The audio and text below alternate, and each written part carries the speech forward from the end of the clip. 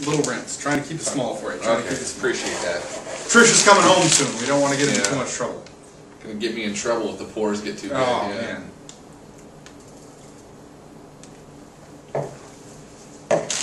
Here comes the pour.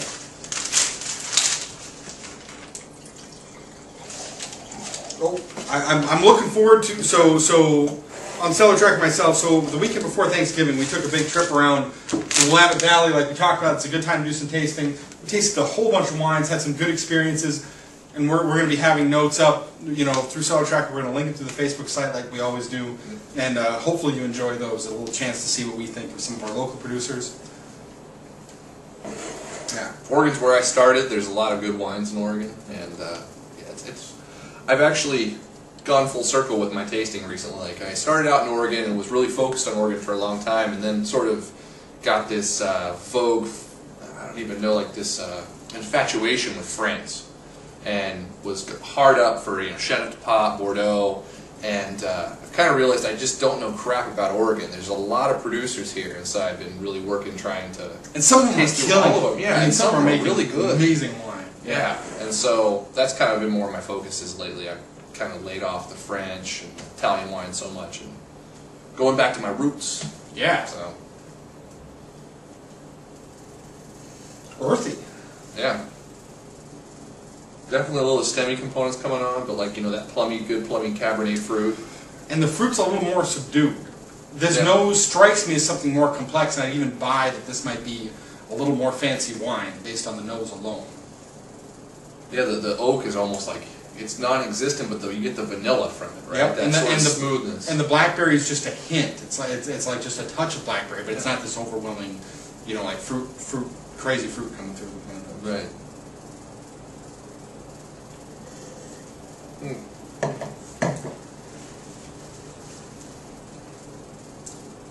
Wow, pretty nice mouthfeel. That's really approachable smooth on the front. Yeah. Really light. The structure's lacking, though. Almost a combination between the first and the second one. Like at first, there's almost nothing there, and then you do get like a drying sensation. Mm-hmm. But I want to make a really big point.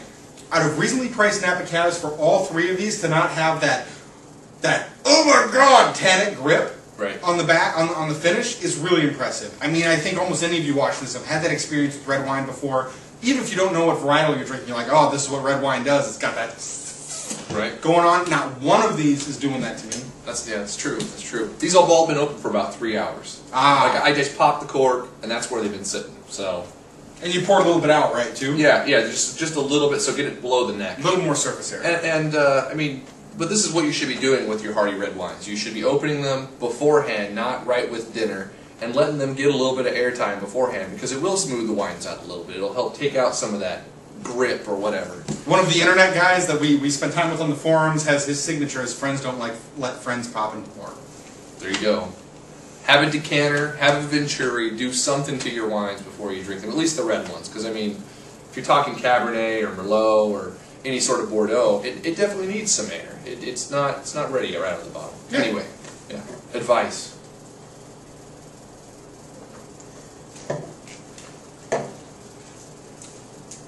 I'm definitely getting more apple fruit out of this. Definitely some dark fruit characteristics, like a hint of blackberry, but the clean, acidic nature of like a ripe red apple is coming through. Compared to that second one, man, it's just it's so much lighter and delicate than, or I guess you can't really call Napa Cab delicate, but relatively to the second one, it is. I mean, it's actually, I'm taking some time trying to analyze this. It's throwing me off. The nose is awesome on this one. The nose is really good. And yeah, the tannins on the finish are nice. They're definitely full. I wouldn't classify them as like silky or velvety in any way. No. They're still like full. Real nice drying sensation, yeah. Really. Yeah, like solid tannins, but not overwhelming. This is one you could do on its own. I mean, this is like sort of doesn't need food or anything. So. I would like the fruit to last a little longer, and the fruit is simple. Again, right? You got like some apple with just a hint of blackberry, and my descriptions. It's not like my mind's falling short here. It's like really, I don't see a whole lot else beside it. Right. What are you, blackberry also? You getting both? Well, yeah, blackberry and the typical Cabernet plummy fruit, but I'm still thinking about the mid palate and the finish. The finish does carry on for a decent amount of time. The mid palate is full still. It's balanced well. The alcohol is also quite balanced and not a problem across any of these wines. And again, for Napa Cab at this price point, that's a significant accomplishment. Absolutely. One thing that we saw with 2006 vintage when we were in Napa was a lot of alcohol across those wines. Yeah. A lot of alcohol. I mean, just big bursts of it that ruined fantastic wines. And I know most of you have seen that. For red wines that you've tried, especially under the $20 price point, you're like, there's a little heat here. And that's acceptable. That's what red wine tastes like. Grippy tannins, that's what red wine tastes like. You can beat it. You can beat it. Just do a little bit of looking, and you don't have to stand for that. Absolutely. Yeah. So 88 plus, I think I like this a little bit better. 88 plus, I think I like that a little bit better than the first one. I'm not feeling it so much, but I agree it's way better than the second one. But I like how soft, or I like how giving the first one was compared to this one, which is a little more interesting. This, all right. Yeah, so I'm going to go 87 points on this one. Okay. So, but still a very good wine. All of these are actually pretty reasonable wines. So let's see where we're at. So wine number one, we're gonna go with Chaz's number one pick first. This is the one he liked the best. This is my second best by like a plus. BV Napa Valley, 2006. BV makes a ton of cabs. So make sure to take a look at the picture when I post this of this wine. Because they make, what, like a dozen, maybe even more Cabernet Sauvignon? I would say it's in the range of like 40. Yeah. Honestly, you pull up Cabernet, BV, Cabernet on Cellar Tracker, and it's a list, like a 2-page list. It's huge. So this is the Napa Valley Cabernet Sauvignon 2006. The picture's going to be on the video. Take a look at that. Chaz's favorite. I like that stuff. It's good shit. I'm going to go to my favorite, and not by much. I like that as well. Kendall Jackson. Wow. All right. So Sonoma 52%, Napa 32%, and Mendocino 16%. Jackson Estates, Rome. Boy, Kendall Jackson also 2006, you said. All right. Yeah. So that's my favorite. By a narrow margin. By a narrow margin. And Robert Mondavi, 2006, Cabernet Sauvignon, Napa Valley.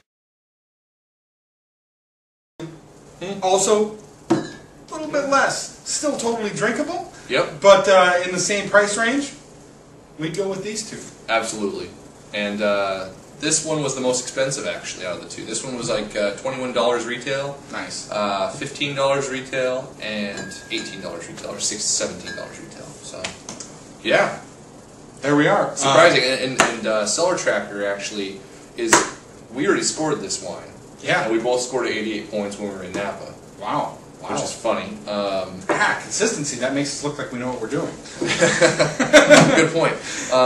Cellar Tracker ratings on this one were actually pretty high, which is surprising to me now that we've got the bags off. Yeah. I think 90 consistent 80 to 90 point scores. I disagree. What can I say? And then this one was 85 to 87 points, I think, like that. Yeah. Don't follow the points. Follow the words, and before all of that, trust what you drink. So taste some new wines. Absolutely. You got I got a question if you don't. Go ahead. All right. I'll take the next one. What's your favorite place in California? I know some of you even live in California. Some of you have never been to California. If you've never been, what's the favorite place you imagine in California to be? I want to know, because we live close, so we drive down there all the time. So what's your favorite place in California? Thanks for watching episode 19. We'll see you soon. Bye, guys.